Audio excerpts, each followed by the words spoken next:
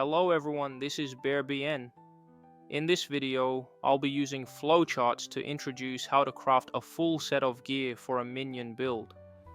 This will include a +4 or +5 minion skills scepter, a +2 minion skills offhand, a +3 minion skills amulet, a helmet with +2 minion skills and increased spirit reservation efficiency, a chest with 800 energy shield and spirit reservation efficiency, high energy shield gloves, and a high rarity ring. First, a disclaimer. The crafting methods I'm about to show are a synthesis of the wisdom from top players on YouTube, Bilibili, and other platforms. If there are any mistakes, please feel free to point them out.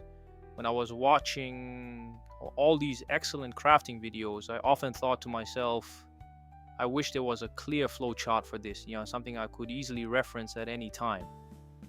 And providing those flowcharts is the main focus of this video.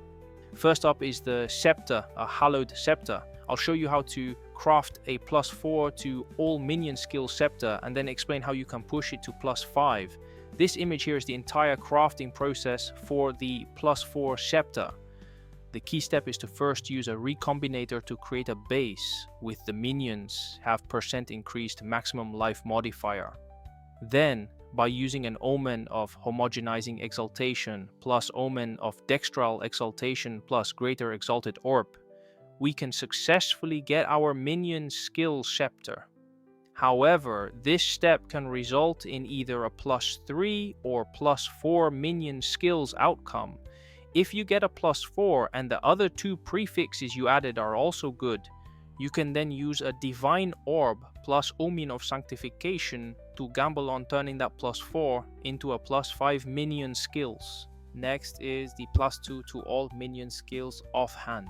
The finished product looks like this: high energy shield with +2 to all minion skills. The crafting process is shown here, and the crucial step is to first use a recombinator to get a base with T2 flat energy shield and T2% increased energy shield. This step has a pretty high success rate. After that, we simply use a preserved rib plus omen of dextral necromancy to desecrate and reveal a suffix.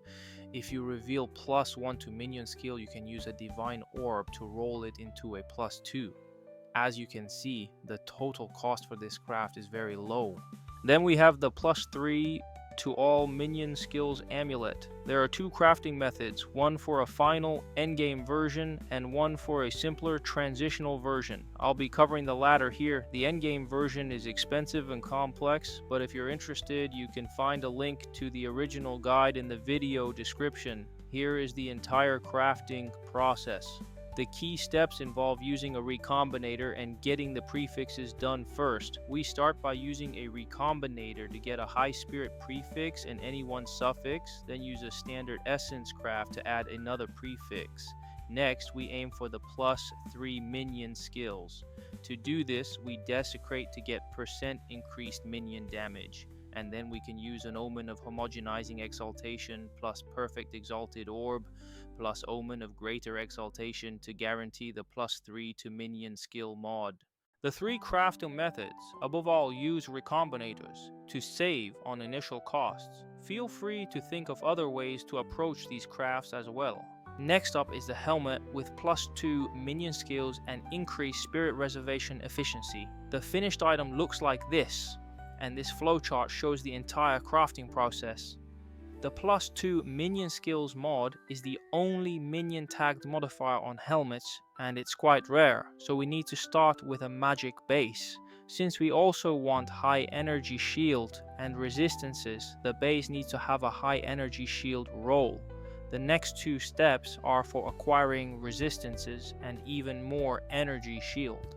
The final step, getting the % increased spirit reservation efficiency of skills, is the most expensive part, so proceed based on your budget. Then we have the chest with 800 energy shield and increased spirit reservation efficiency. The flowchart is here, and we need to start with a chest that has a fractured +61 to spirit. Next, we focus on the energy shield. After these three steps, we'll have a high energy shield chest piece.